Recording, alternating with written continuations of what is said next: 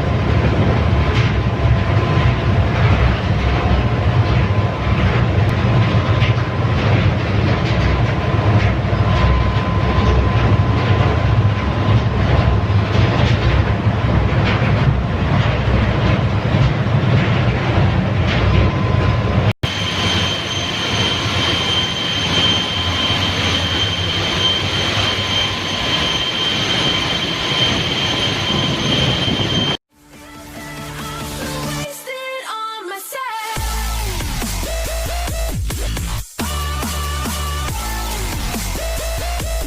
Start tayo dito sa panel board ng mga electrical. Yan. Dito sa makina, meron kaming 440 volts. Yan, 440 volts. Tapos 100 volts. So, importante yan. Para sa mga ilaw yan. Yung mga 440, yan yung mga sa welding machine, yan, air condition, yan, light bulb, yan, kung ano-ano pa, yung mga heavy duty na pang electrical, mga transfer pump, ganyan. So, yun, lalabas tayo guys, papakita ko sa inyo lahat kung anong meron dito para magkaroon po tayo ng idea. Basta lagi, huwag niyo pa kalimutan mag-subscribe guys inyo kapag medyo tahimik na pag nakahinto kami, pero papunta kami ngayon ng Australia, medyo malayo, matagal ang biyahe, 14 days or 13 ganyan, pero sana makarating kami ng maayos at ligtas. Okay guys, labas ako.